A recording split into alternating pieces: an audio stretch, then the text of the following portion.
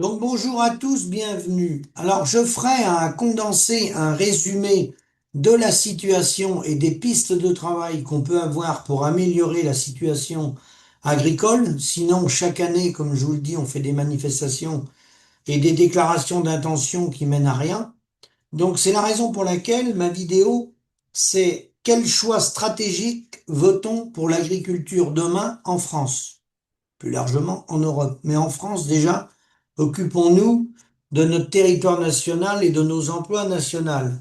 Alors, pourquoi quel choix stratégique? Parce que tout réside dans cette phrase. On parle de souveraineté alimentaire. La souveraineté alimentaire ne dépend pas uniquement de la taille des exploitations, elle repose sur plusieurs facteurs.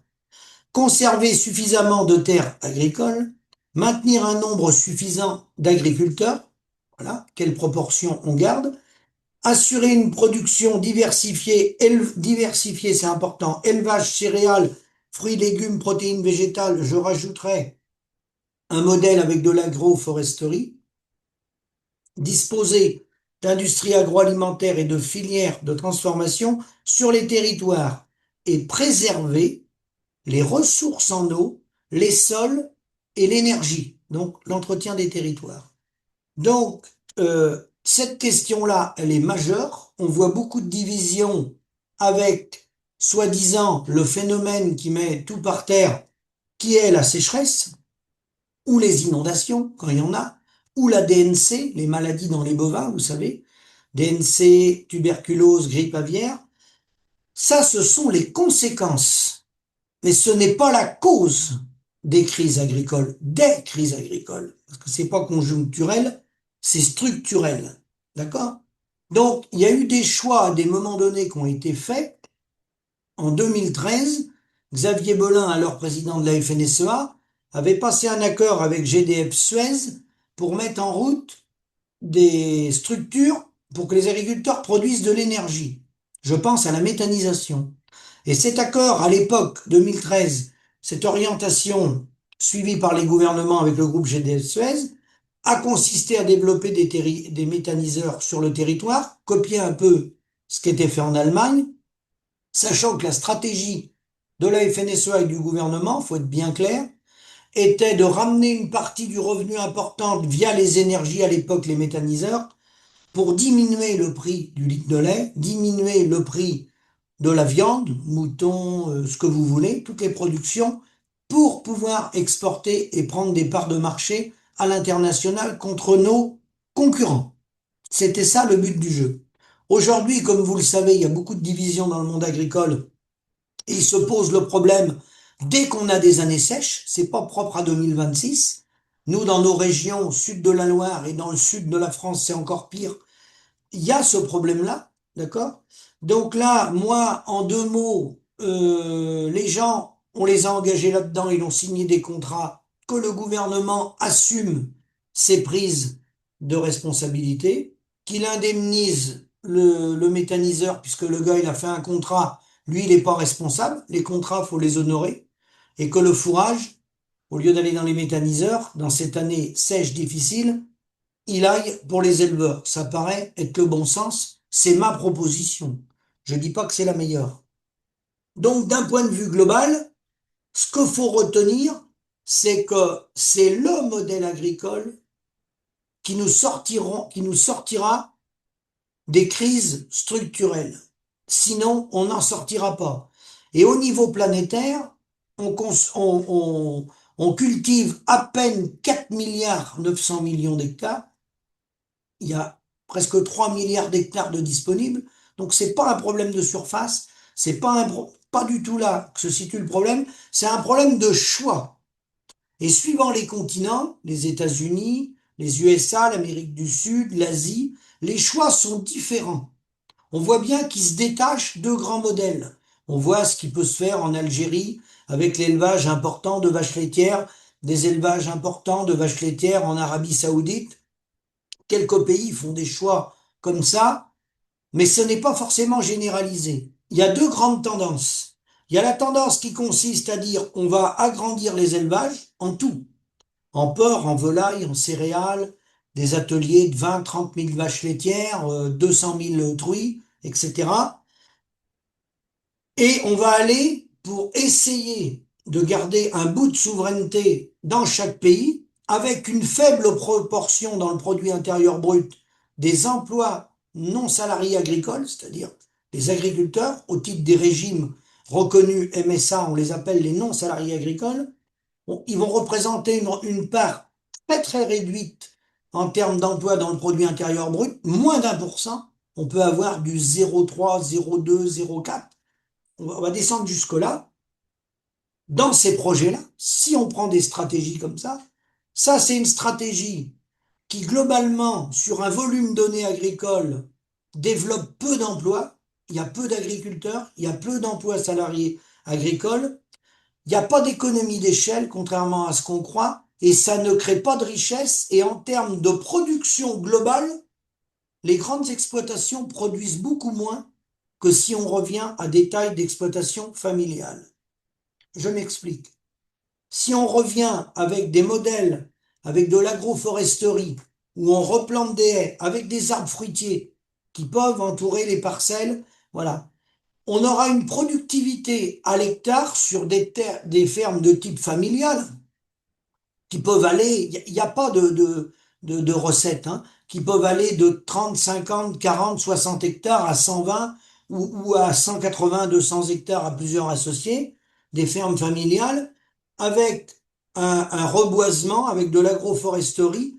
Ces exploitations-là vont répondre aux projets alimentaires territoriaux, aux documents contre les risques majeurs. Ces fermes-là vont répondre localement et elles vont répondre également à la souveraineté nationale. Et elles vont même répondre, s'il faut faire du commerce, des échanges qu'on fera à la marge, parce qu'on va d'abord se nourrir nous, elles sont même capables de répondre sur les échanges de marché qu'on fait à l'international. Elles sont modulables. Et la surface d'exploitation, c'est pas quelque chose qu'on peut décider dans un bureau parisien parce que c'est lié au territoire et aux conditions pédoclimatiques. Et 120 hectares dans un département n'est pas égal à 70 hectares dans un autre département, hein, à 120 hectares dans un autre département. Voilà. Donc, faut adapter suivant les territoires. Alors, ces choix stratégiques dans le monde, il y en a qui font le choix d'avoir autour de 5%, 4, 5% ou 6% de leur population active en tant qu'agriculteurs. D'autres ont fait d'autres choix. D'autres sont à beaucoup plus que ça dans la population d'emplois agricoles. Et ça détermine la stratégie et les coûts de production finale aussi. Parce que contrairement à ce qu'on peut croire, c'est pas en allant toujours vers plus d'agrandissement qu'on aura de la meilleure qualité et qu'on aura un ratio économique favorable en termes de prix pour les consommateurs. Il y aura un impact plus important négatif sur la qualité de l'eau et sur l'environnement, globalement, sur des fermes beaucoup plus grandes et beaucoup plus industrialisées. Parce que le mot industrialisé, il s'adapte à la fabrication de voitures, de chaussures, de vêtements, de plastique, mais quand on travaille avec de l'agriculture, avec des cultures, avec du maraîchage, avec du vivant, on n'est pas du tout sur la même donnée. On ne peut pas répliquer à l'infini des mille et des mille vaches. Il y a toujours le curseur du temps de main-d'œuvre ramené à l'animal qui est là et qui est incompressible. Même si on le robotise, on améliore les conditions de travail, mais l'œil de l'homme et la surveillance fait que les modèles très grands, c'est prouvé, ne fonctionnent pas, consomment beaucoup d'énergie, provoquent un endettement important chez les éleveurs ou chez les investisseurs qui veulent se lancer là-dedans, avec un retour sur investissement qui est quasi nul. Donc, a-t-on la main sur le système qu'on veut mettre en place? Oui. C'est des décisions de politique nationale si on veut mettre en place un système où on a plus d'exploitation familiale à taille humaine. Il peut y avoir aussi à côté quelques plus grandes exploitations, mais ça, c'est bien un choix politique pour relocaliser l'alimentation à travers les fermes locales avec des agriculteurs que j'appellerais les nourriciers. Et ce schéma avec des fermes familiales va ramener probablement entre 6 et 800 000 emplois dans l'agriculture, alors que l'autre modèle fait que de diminuer les unités de travailleurs, hein, et il est compensé par de la robotique, par de la mécanisation qui coûte toujours plus cher et qui donne une fragilité à l'exploitant en place et une charge mentale terrible sur les épaules de l'individu qui va devoir emprunter des millions d'euros, hein, et qui n'a aucune garantie compte tenu de la spécificité de ce métier qui dépend, comme vous le savez, de la météo et de plein d'autres phénomènes, épidémies dans l'élevage, etc., etc. Alors, peut-on le faire? Oui. Peut-on désobéir à l'article 123 du TFU, du traité, des traités européens, hein? Alors ils l'ont fait déjà, ils le font, ils gênent pas. Vous savez que les dettes des États, il y a dans les traités européens, il est interdit, les banques centrales ont l'interdiction de racheter des dettes d'État. Donc qu'est-ce qu'ils ont fait? Ils ont contourné le règlement, au lieu de racheter les dettes des États sur le marché direct, le marché primaire, ils les ont achetées sur le marché secondaire. Ils ont fait reprendre des titres, des dettes d'État par des titres repris par des banques, hein, ou d'autres investisseurs, et les banques centrales, la BCE, a racheté environ 25% des dettes d'État de tous les États membres, alors que c'est contraire au traité. Tout ça pour dire que quand on veut, on peut. C'est bien une stratégie long et moyen terme des chefs d'État et de gouvernement, ce qu'on veut faire de notre agriculture. Quel modèle on veut? Est-ce qu'on veut plus de paysans avec des salariés, avec des associés, avec un modèle plus vertueux, hein, qui, bien entendu, il faudra de toute façon revisiter la chaîne de valeur, parce que dans toutes les productions agricoles, c'est des filières, et une filière, c'est une addition de valeur ajoutée. Donc l'histoire des 4,50 € sur les 100 euros TTC, ça c'est incontournable.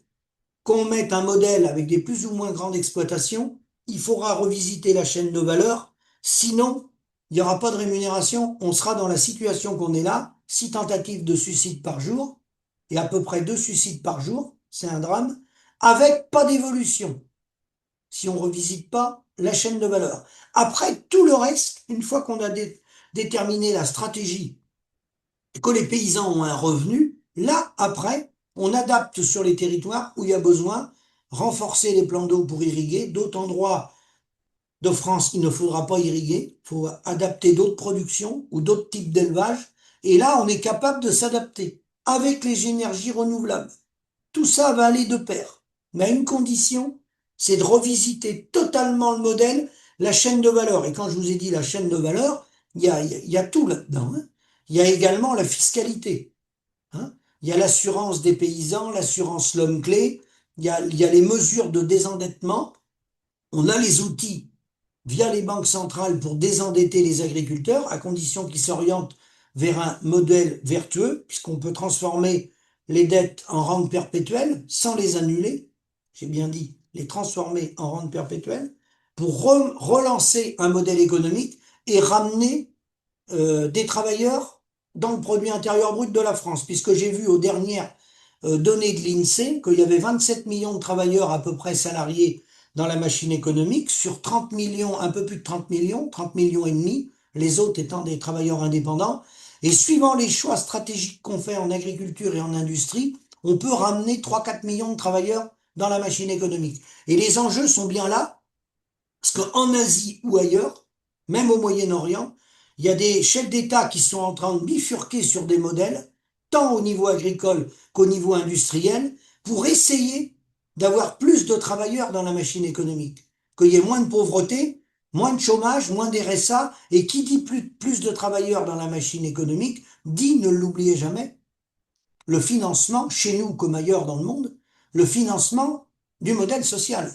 Parce que qui dit 3-4 millions de plus de travailleurs dans la machine économique, dit financement du modèle social. Je veux parler des retraites et tout le reste. Donc le choix stratégique du modèle agricole, entre autres la taille des exploitations et les choix qu'on fait, est déterminant, bien sûr pour la rémunération des agriculteurs, mais pour la santé des gens. L'alimentation, c'est la santé. Après, le débat des phytosanitaires vient après, quand on a tracé les grandes lignes, le modèle avec la rémunération. Hein.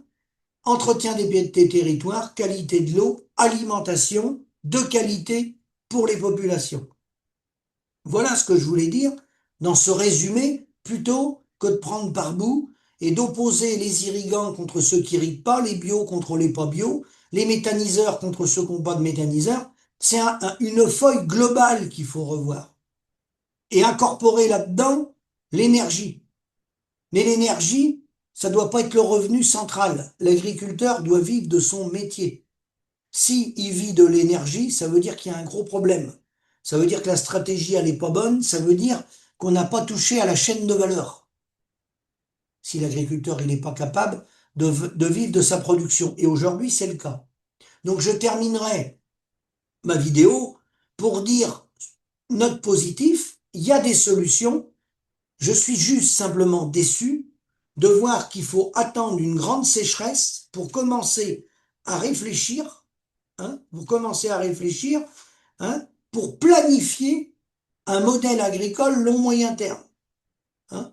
Et quand je vois les efforts qu'il faut qu'on fasse, nous les uns les autres, les intervenants, qui réclamons depuis des décennies un changement de système, et les premiers que j'ai côtoyés, je pense à Michel Glaise, qui ont commencé les combats dans les années 60, au moment de la formation du COPA-COGECA, du mariage des FNSEA en Europe avec la coopération agricole. Il y en a qui ont démarré les combats dans les années 60, 60-62. Ils ont vu qu'on prenait un mauvais virage. Hein. Eh bien, quand je vois toutes ces années de combat pour arriver, je vous dis bien pour arriver, sur un grand média ou dans un article avec un journaliste, à mettre en avant que le problème central, c'est le mot revenu, rien qu'arriver à prononcer le mot revenu sur un plateau, a presque fallu 60 ans pour que ça soit relevé dans les médias et repris par des journalistes. C'est pour vous dire la puissance qu'il y a en face pour détourner le sujet et pour nous emmener sur le loup, les sangliers, la sécheresse, les inondations, l'agribashing, enfin tout y passe. Le vol des tracteurs, tout ça, ça veut pas dire que c'est pas important. J'ai pas dit ça. Mais il y a 860 millions de paysans dans le monde. Ils sont pas perturbés par le vol des GPS ou les sangliers. Pas les 860 millions de paysans dans le monde. Ils sont perturbés par une chose qu'on a tous en commun. Quand on se téléphone entre nous, des Indiens, des Africains, des Marocains, le revenu. Je dis bien le revenu. Revisiter la chaîne de valeur. Le revenu.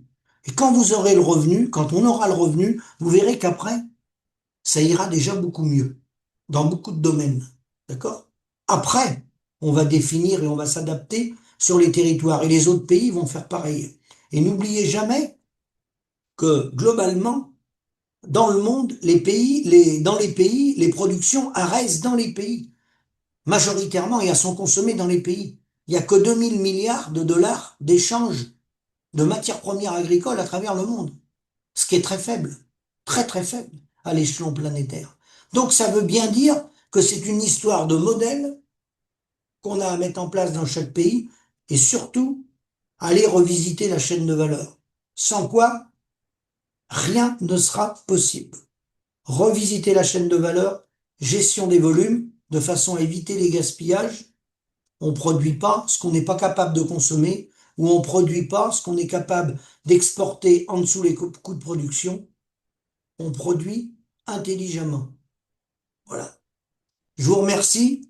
À bientôt.